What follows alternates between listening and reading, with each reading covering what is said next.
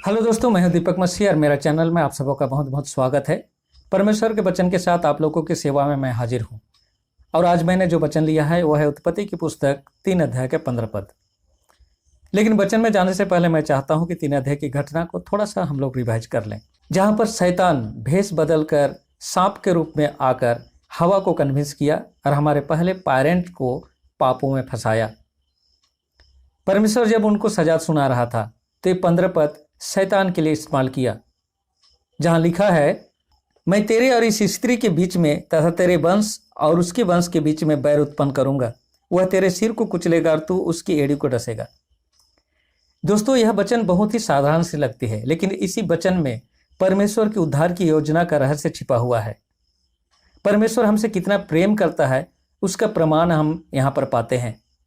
सजा सुनाने के तुरंत बाद आदम और हवा के लिए चमड़े का वस्त्र बनाकर पहना दिया। तो दोस्तों, ये चमड़े का वस्त्र किसी पेड़ में नहीं उगता है, बल्कि इस चमड़े का वस्त्र को बनाने के लिए परमेश्वर को मेमने का वध करना पड़ा, लहू बहाना पड़ा। और यह परमेश्वर का उद्धार की योजना को डेमोस्ट्रेट करता है। यहाँ पर परमेश्वर बता दिया कि हम मनुष्यों के लिए उद्धार की योजना उसने बना चुका है, जो रिप्रेजेंट करता है यीशु की क्रूसिफिक्शन को। प्यारे दोस्तों, इस 15 पद में जो स्त्री है और उसका वंश है, उसे हमें आज समझना है वो किसको रिप्रेजेंट करता है और उसके वंश कौन है जो शैतान के सर को कुचलेंगे। तो चलिए वचन में जाते हैं। जब हम प्रकाशित वाक्य 12 अध्याय में जाते हैं तो और एक स्त्री को हम पाते हैं। वहां पर लिखा है, फिर स्वर्ग में एक बड़ा चिन्ह दिखाई दिया। एक स्त्री सूर्य पहने थी, उसके पैरों के नीचे चंद्रमा तथा सिर पर 12 तारों का मुकुट था।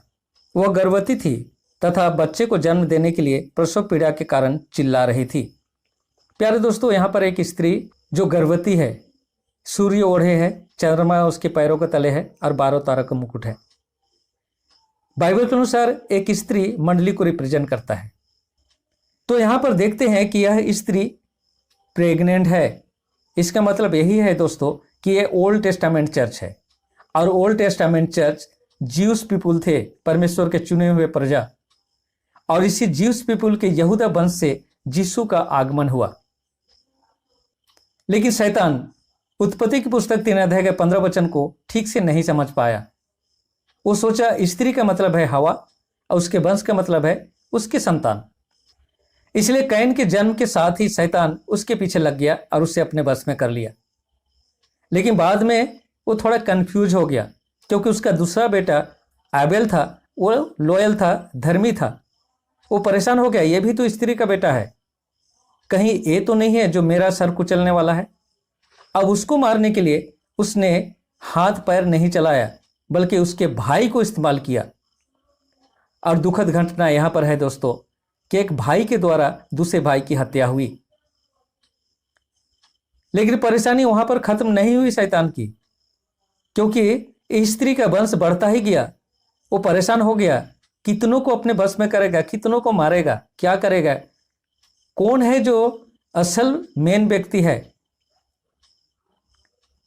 लेकिन बाद में उसे समझ में आ गया, जब वह यशाया की पुस्तक को पढ़ा और उसमें जो भविष्यवाणी किया गया था यीशु के जन्म लेने के बारे में, तब समझ गया कि स्त्री का मतलब है मंडली और उसके वंश का मतलब है यीशु उस वंश में आने वाला है उसका सर कुचलने के लिए।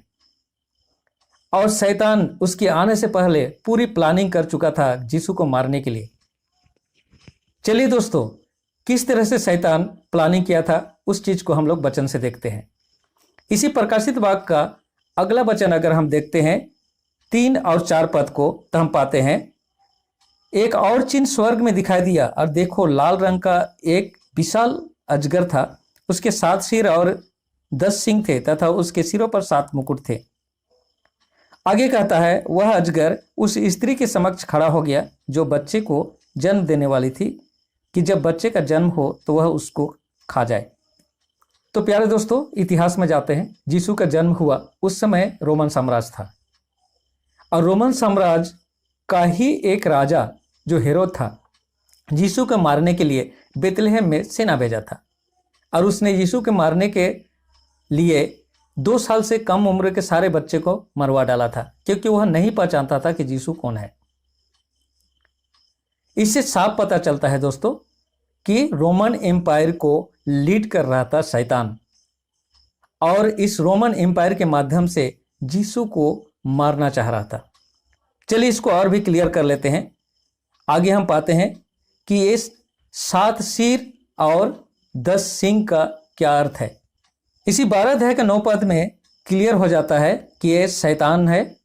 लिखा है, तब वह बड़ा अजगर नीचे गिरा दिया गया तथा अर्थात वही पुराना सांप जो इब्लिस और शैतान कहलाता है, जो संपूर्ण संसार को भरमाता है। दोस्तों क्लियर हो जाता है कि यह अजगर जो यीशु को मारना चाहता था वो शैतान है, और उसके 10 सींग और 7 सिर का अर्थ है ज्योग्राफिकल एरिया जहां उसका ऑर्गेनाइजेशन और हेडक्वार्टर था। यानी हम इतिहास को देखते हैं तो रोम ही है वह जगह जो बाद में 10 टुकड़ों में बट गया और यूरोप देश का जन्म हुआ, और बाद में वही 10 टुकड़े में से 3 डिस्ट्रॉय होकर 7 बचते हैं, यानी 7 हेड। तो प्यारे दोस्तों, यहाँ पर क्या पता चलता है कि शैतान को अभी सब कुछ पता है, वो सब कुछ जानता है हमारे बारे में, परमेश्वर के प्लानिंग के बारे में भी जानता है।